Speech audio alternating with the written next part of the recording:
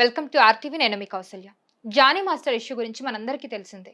రోజుకొక ట్విస్ట్ బయటకొస్తుంది. ఇప్పుడు జానీ మాస్టర్‌కి వచ్చిన జాతీయ అవార్డ్ కూడా రద్దు చేయడం జరిగింది. జాతీయ అవార్డ్ అసలు ఆ స్టేజ్ వరకు వెళ్ళడం అనేది చాలా కష్టమైన విషయం. ఇండస్ట్రీలో అడుగుపెట్టి, నిలదొక్కుకొని అంత స్టేజ్‌కి వెళ్ళి జాతీయ అవార్డ్ రావడం అనేదే చాలా గొప్ప విషయం. అలాంటిది నోటి దాకా వచ్చింది, కాలుతో తన్నేసి వెళ్ళిపోయారనే సామెత బాగా వర్కౌట్ అవుతుంది అని అనిపిస్తుంది. ఈ పర్టిక్యులర్ విషయం చూస్తే గనక. సో, ఈ ఇష్యూ గురించి మనం ఈరోజు మాట్లాడదాం. మనతో పాటు ఉన్నారు ప్రొడ్యూసర్ నట్టికుమార్ గారు. ఆయనతో మాట్లాడి ఈ విషయం గురించి డిస్కస్ చేద్దాం. నమస్తే సార్. సార్, మనందరికీ తెలిసిందే ఇండస్ట్రీలో ఎంటర్ అవ్వడం ఎంత కష్టమో, దాంట్లో నిలదొక్కుకోవడం, మంచి స్థాయికి ఎదగడం కూడా చాలా కష్టం. ఒక పర్సన్ డాన్సర్ జాతీయ స్థాయికి ఎళ్ళాడంటేనే మనకు అర్థం చేసుకోవచ్చు ఎంత కష్టం పడుంటారో అనేది. అలాంటిది ఇప్పుడు మీకు కూడా తెలిసే ఉంటుంది జానీ మాస్టర్ ఇష్యూ గురించి. ఇంత ఇష్యూ అయిన తర్వాత ఆయనకి జాతీయ అవార్డ్ రద్దు చేయడం జరిగింది. సో, దీన్ని ఎలా చూడాలంటారు? దీని గురించి మీరు ఎలా రియాక్ట్ అవుతారు? ఇది న్యాయమేనా అసలు? దీనికి మీకు అర్థమైందేంటి? ఇయన్నీ చెప్పారు గదా! లెసన్ ఏంటి? ఎదుగుతున్న కొలది ఒదిగుండాలా? ఎదుగుతున్న కొలది, పెరుగుతున్న కొలది మన జాగ్రత్తల్లో మనం ఉండాలా? ఎక్కడో మనం ఇలా తప్పు జరిగితే చిన్న తప్పు మన మన వీక్‌నెస్ కాడ దెబ్బ కొడతది. ఫ్రెండ్‌షిప్ కాడేమో దెబ్బ కొడతది. జాగ్రత్తగా ఉండాలి అనేది మనకి జానీ మాస్టర్ ఒక లెసను. అదే సార్. అంటే ప్రతి ఒక్కళ్ళకి ఒక లెసన్. ఎందుకంటే ఎక్కడో ఏదో ఆ రిలేషన్‌షిప్‌లో ఎక్కడో ఆశించో భంగపడితే ఆయన జీవితమే నాశనం అయిపోయింది.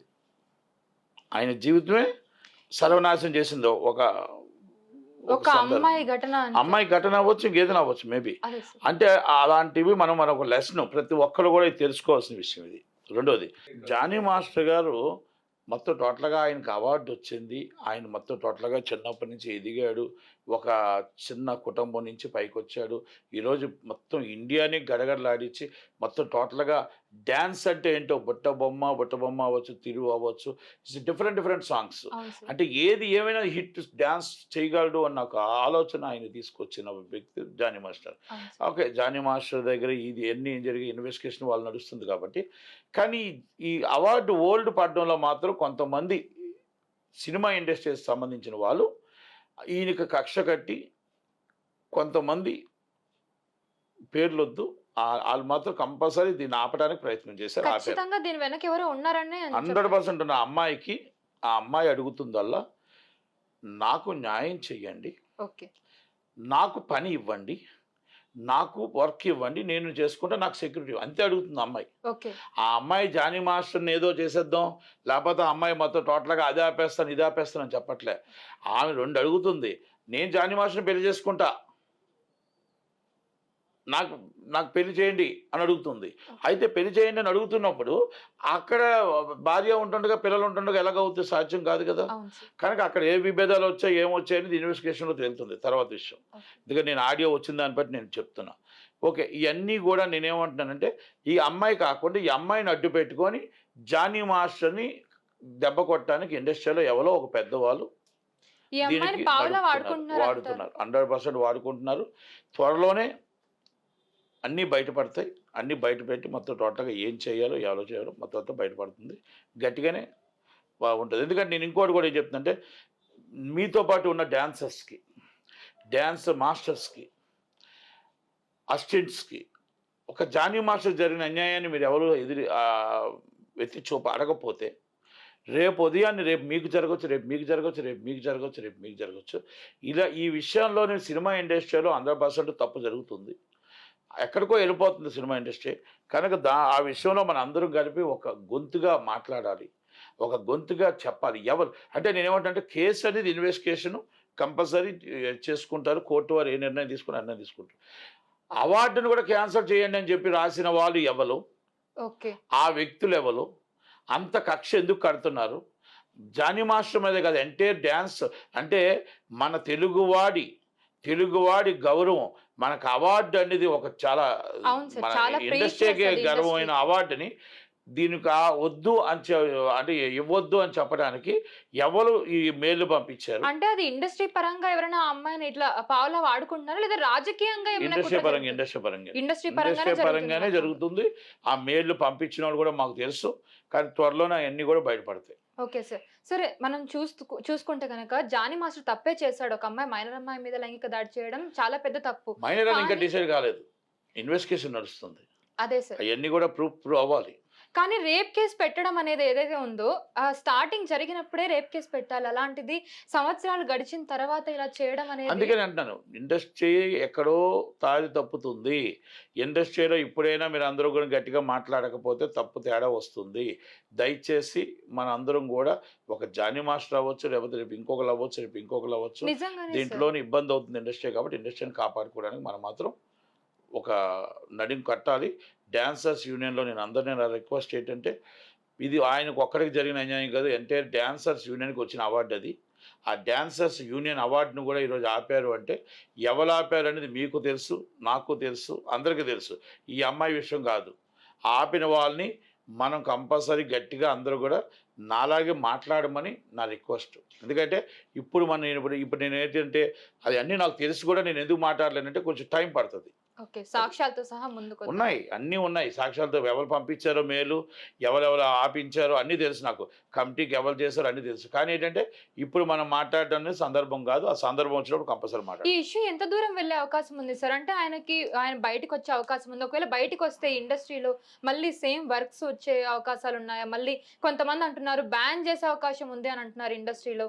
ఎలా ఉండబోతుంది ఎవరి అబ్బా ఆయనకి? సొత్తు కాదమ్మా ఇది. ఇండస్ట్రీ ఆడ ఎవరి బాబు సొత్తు కాదిది. ఆయనకి టాలెంట్ ఉంటే అందరూ తీసుకొని పెట్టుకుంటారు. టాలెంట్ లేకపోతే ఎవరు పనికిరారు. Is talented. కంపల్సరీ మళ్ళా వస్తాడు. మళ్ళా రియల్‌గా చేసుకుంటాడు. కాకపోతే ఏంటంటే కేసు నిజమా? అబద్ధమా? అయన్నీ త్వరలోనే తేలుతాయి. నేనొక్కటి చెప్తున్నాను కదా! ఏది నిజం, ఏది అబద్ధం త్వరలో తెలుస్తుంది.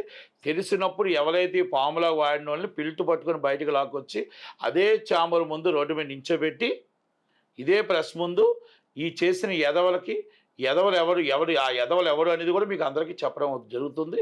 అది జరుగుతున్నప్పుడు ఆ అమ్మాయి కూడా రియలైజ్ అవుతుంది.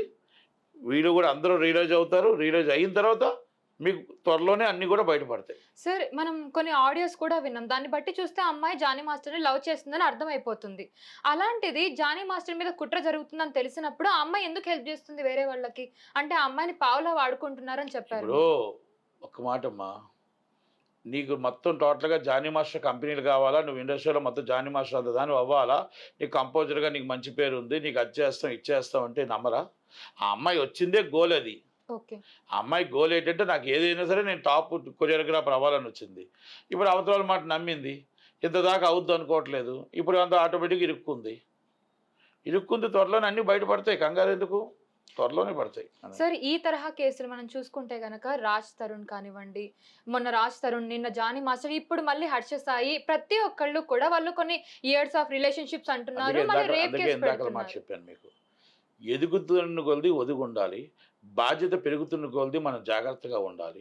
ఎదుటి వాళ్ళు మన వీక్‌నెస్‌ని ఎక్కడో పడితే, మన జీవితాలు మనం ఎదగటానికి ఎంత కష్టపడ్డామో, మన తల్లిదండ్రులు మనల్ని ఎంత స్టేజ్‌కి తీసుకురావడానికి ఎంత కష్టపడ్డారో, కానీ మన దెబ్బ తగలటానికి కూడా ఒక క్షణం చాలు. అంటానికి ఉదాహరణకు నేను ఇదే చెప్పా. ఇప్పుడు దువ్వాడ శ్రీనివాస్ గారు చెప్పారు. దువ్వాడ శ్రీనివాస్ గారి ఇష్యూలోని భార్య గొడవ, వాణి గారిది, మాధురి గారి గొడవ. ఇవన్నీ డిఫరెంట్. నేనేమంటున్నా మీకు, ఒక్కొక్కరిది ఒక్కొక్క సందర్భాలు ఉన్నాయి. కాబట్టి ఎదుగుతున్న కొలది ఒదిగుండాలి. ఇప్పుడు మీకు పదవిలో నరమంతప సిరి వచ్చింది. నరమంతపు అంటే మనం అతి తక్కువ పేదవాడిగా ఉండేటప్పుడు మనకు అన్నీ వచ్చేటప్పుడు ఇవన్నీ వస్తాయి. ఇప్పుడు నేనేమంటానంటే చిన్న ఉదాహరణకి, లేనివాడు ఉన్నప్పుడంట మనం వెళ్తేనంట ఆ గేటు బయట నుంచి ఎవరైనా అడుగుతారంట. అదే మనం అక్కడి నుంచి పెరుగుతూ వస్తూ ఉంటే అంట, ఆ పెరుగుతున్న కొలది ఫలానా మా తాతకి తాత చుట్టాలు కదా మీరు బంధువులు అవుతారు కదా అని అడుగుతారంట. నేను అందుకే జూనియర్ ఎన్టీఆర్ గారి విషయంలో చెప్పా. ఆయనంతలో ఆయన టాలెంట్ చూపించుకుంటూ ఎదుక్కుంటూ వచ్చాడు.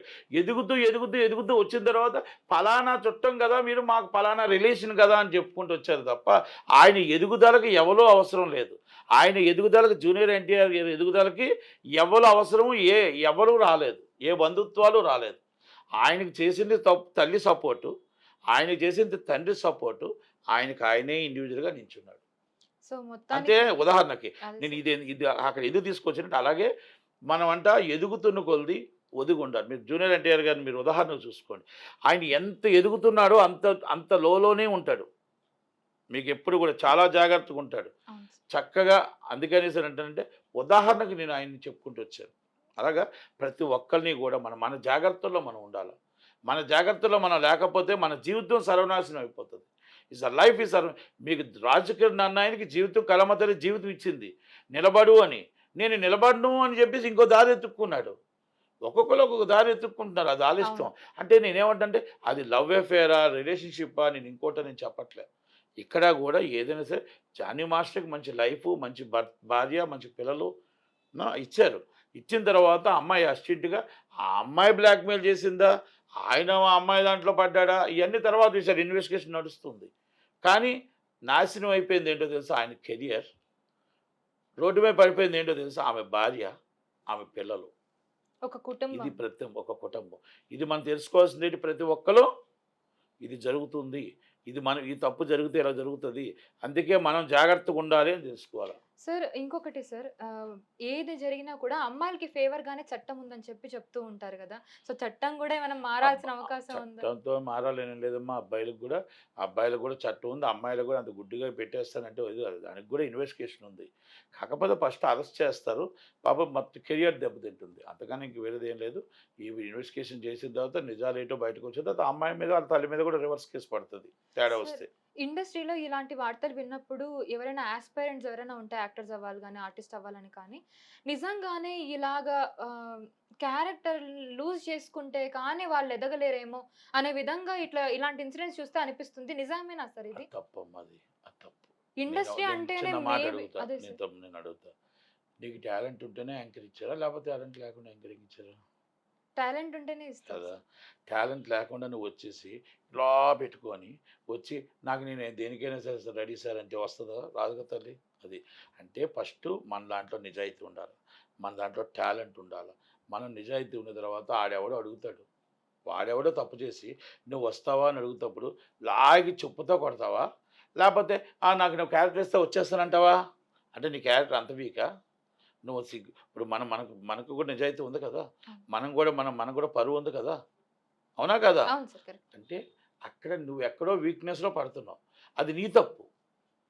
వాడి తప్పు కాదు. వాడు మోసం చెయ్యాలని వాడు చూస్తున్నాడు. మోసపోవటానికి నువ్వు సిద్ధంగా ఎందుకున్నావంటే ఆల్రెడీ ఏ అడ్డదారి తొక్కైనా సరే నువ్వు ఏదో ఒక క్యారెక్టర్‌లోకి వెళ్ళిపోదామని చూస్తున్నావు.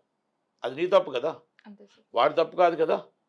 అది. అందుకనే మనం ఫస్ట్ ఎప్పుడు కూడా సినీ ఇండస్ట్రీ కలమ్మ తల్లి. అందరికీ టాలెంట్ ఉన్న వాళ్ళందరికీ ప్రతి ఒక్కరికి వస్తది. ఛాన్స్ వస్తది. వెయిట్ చేయాలి. మనం ముందున్న వాళ్ళని తోసేసి మనం అడ్డదారిలో తొక్కి వెళ్ళిపోదాం. మన దారి తప్పి వెళ్ళిపోదాం అనుకుంటే తప్పు. ఇప్పుడు ఆ అమ్మాయి కెరియర్ కూడా ఆ అమ్మాయి ఇప్పుడు ఏదో అనుకుంటుంది. అమ్మాయి ఈజ్ బెస్ట్ డాన్సర్ బాగానే నేర్చుకుంది. ఆయన దగ్గర నేర్చుకుంది. గురువుకి పంగనామాలు పెట్టింది. ఇప్పుడు రేపు ఫ్యూచర్ వస్తదా రాదో చూసుకోవచ్చు. ఎందుకంటే కొన్ని ఈగోస్ వస్తాయి. కొన్ని వస్తాయి. మనం ఎదుగుదల కోసం చూసుకునేటప్పుడు ఇక్కడ తప్పు జరిగిందా లేదా అని పోలీసోళ్ళు డిసైడ్ చేస్తారు. ఇప్పుడు ఈ ఇష్యూలో ఆ అమ్మాయి ఏమన్నా లబ్ధి పొందిందంటారా సార్? ఇప్పుడు ఈ కేస్ పెట్టి ఇలా ఏం జరగడం పొందుతది? వల్ల? నష్టపోతది. ఏం పొందుతది చెప్పండి? ఇప్పటిదాకా 2 నెలలైంది సినిమాలు లేవు. ఇప్పుడు ఆ అమ్మాయి కార్డ్ కూడా ఆపుతారు. వీడెందుకు ఊరుకుంటారు? వీడు కోర్టుకెళ్తారు. ఆ కార్డ్, ఈ కార్డ్ 2 కార్డులు ఆపమంటారు కేసు పేలిన దాకాన. కంపల్సరీ ఆపుతారు. ఇప్పుడు 5 సంవత్సరాలు కేసు అవుతది. ఇది ఆళ్ళిద్దరూ కూడా అటు ఇటు మొఖం చూసుకోవాలా? అంతేముంటుంది? ఓకే. సో, ఇలాంటి ఇష్యూస్ వల్ల ఫ్యామిలీస్ డిస్టర్బ్ అవుతాయి. యెస్. Career yes. డిస్టర్బ్ అవుతుంది యెస్. తప్ప అది లబ్ధి అది పొందేదేమీ అది ఉండకపోవచ్చు. ఏముండదు. క్షణిక ఆవేశంలో మనం ఏదో మర్డర్ చేస్తాం. ఆ మర్డర్ చేస్తే జైలుకెళ్తామని తెలుసు. మళ్ళీ వాళ్ళకి శిక్ష పడుద్దని తెలుసు. ఆ పిల్లలు అన్యాయం అయిపోతారని తెలుసు. కానీ ఆ క్షణిక ఆవేశం ఉంటారు. ఈ క్షణిక ఆవేశం ఆ అమ్మాయి గాని, వీళ్ళు గాని చేసింది 5 సంవత్సరాల రిలేషన్‌షిప్‌లో దెబ్బ తగిలింది. Okay sir. Thank you so much. So, చూసారు కదా ఇవాల్టి ఇంటర్వ్యూ. సో, మళ్ళీ ఇంకొక మంచి ఇంటర్వ్యూతో మళ్ళీ మేము ఉంటాం. Thank you so much. మరిన్ని వీడియోస్ కోసం ఛానల్ ని సబ్స్క్రైబ్ చేయండి. లేటెస్ట్ అప్డేట్స్ కోసం వాట్సాప్ ఛానల్ ని ఫాలో చేయండి. అండ్ లింక్ డిస్క్రిప్షన్ లో ఉంది.